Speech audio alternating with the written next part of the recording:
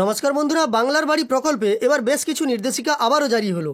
যে সমস্ত নির্দেশিকার মাধ্যমে জানানো হয়েছে এবার কিন্তু উপভোক্তাদের কাছ থেকে নেওয়া হবে ভয়েস রেকর্ডিংয়ের ডিজিটাল মুচলেখা। আপনারা জানেন, এর আগে আপনাদের আমি নানান ভিডিও দিয়ে জানিয়েছিলাম যে আবাস যোজনার মাধ্যমে যা পরবর্তীকালে মুখ্যমন্ত্রী ঘোষণা করেন বাংলার বাড়ি নাম হবে, সেই প্রকল্পে যারা বাড়ি নির্মাণের জন্য টাকা পাবেন তাদের কিন্তু মুচলেখা দিতে হবে। এবং সেই মুচলেখা বর্তমানে ঘোষণা করা হলো ডিজিটাল হবে, অর্থাৎ আপনার ভয়েস রেকর্ডিং করা হবে। এর আগে জানানো হয়েছিল একটি কাগজে আপনাকে স্বাক্ষর করানো হবে, কিন্তু বর্তমানে জানানো হয়েছে যে এই মুচলেখা ডিজিটালও হবে, অর্থাৎ আপনার ভয়েস রেকর্ডিংয়ের মাধ্যমে নেওয়া হবে। এবং পঞ্চায়েত মন্ত্রী নির্দেশ দিয়েছেন রিচেকিংও শীঘ্রই শুরু হচ্ছে। তো চলুন এই সম্পর্কিত সমস্ত তথ্য আমরা ভিডিওতে এবার দেখে নিই।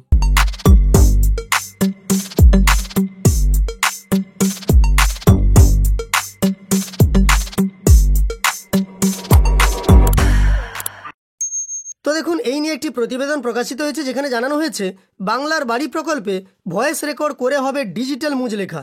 চলুন আমরা সম্পূর্ণ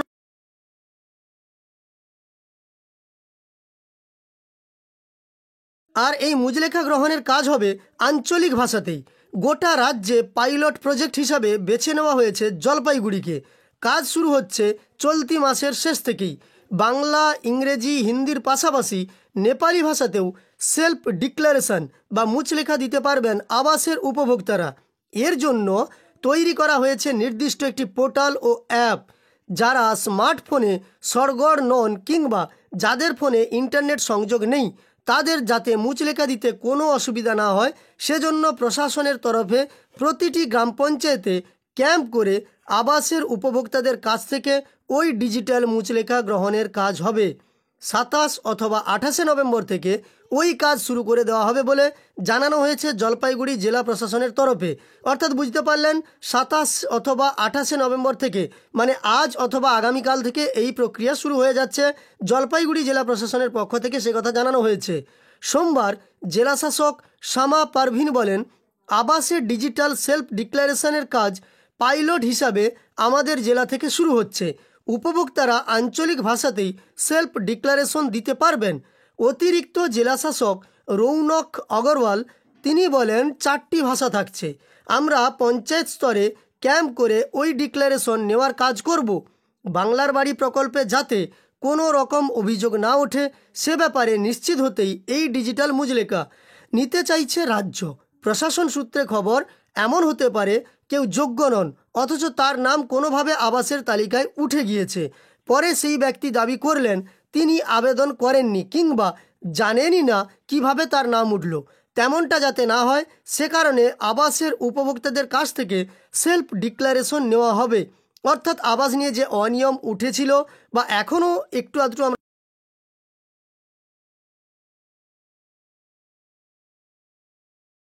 আর্থিক সহায়তা না নিয়ে নিতে পারেন, পরবর্তীকালে তিনি অস্বীকার করতে পারেন বলেই কিন্তু এই ডিজিটাল মুচলেখা নেওয়া হচ্ছে বা সেলফ ডিক্লারেশন নেওয়া হচ্ছে ভয়েস রেকর্ডিংয়ের মাধ্যমে।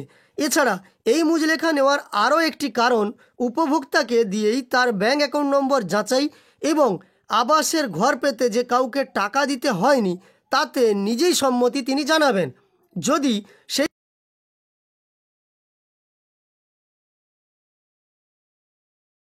সেক্ষেত্রে সঙ্গে সঙ্গে অভিযোগ জানানোর ব্যবস্থা থাকছে। টোল ফ্রি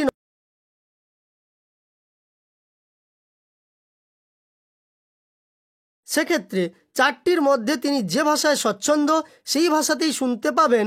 বাংলার বাড়ি পাওয়ার জন্য তার দেওয়া যাবতীয় তথ্য সবটা শুনে জেনে বুঝে তিনি সম্মতি জানিয়ে আধার নম্বর দিলেই সঙ্গে সঙ্গে ওটিপি চলে যাবে উপভোক্তার মোবাইলে। সেই ওটিপি দেওয়া মাত্র সম্পন্ন হবে ডিজিটাল মুচলেখা গ্রহণের কাজ।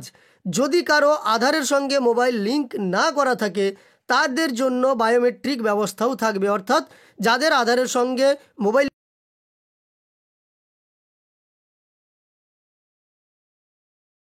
এবার থেকে যাতে কোনো রকম একজনের প্রকল্পের টাকা অন্যের অ্যাকাউন্টে না যায় তার জন্য ওটিপি নেওয়ার ব্যবস্থা করা হবে।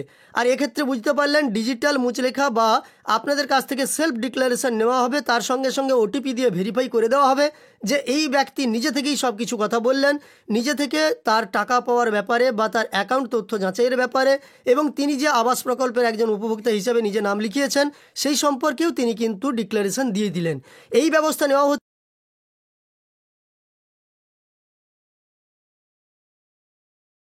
যাই হোক, দেখা যাক পরবর্তীকালে এই সম্পর্কে কোনো তথ্য এলে আপনাদের আমি তা জানিয়ে দেবো। আপনাদের এলাকায় বা আপনি যদি জলপাইগুড়ি থেকে দেখে থাকেন, তাহলে আপনাদের এলাকায় এই ধরনের কিছু কাজ হচ্ছে কিনা বা অন্য এলাকাতে এইভাবে কোনো ঘোষণা করা হয়েছে কিনা সেই সম্পর্কে আপনি অবশ্যই কমেন্টে জানিয়ে দেবেন। এই ভিডিওটি ভালো লাগলে একটি লাইক করার সঙ্গে সঙ্গে এই ধরনের ভিডিও আরও পাওয়ার জন্য চ্যানেলের সঙ্গে যুক্ত থাকতে চ্যানেলটিকে সাবস্ক্রাইব করে পাশে থাকা নোটিফিকেশন বেল আইকনটাও অল করে রাখবেন। এই ভিডিওটি শেষ পর্যন্ত দেখার জন্য অসংখ্য ধন্যবাদ।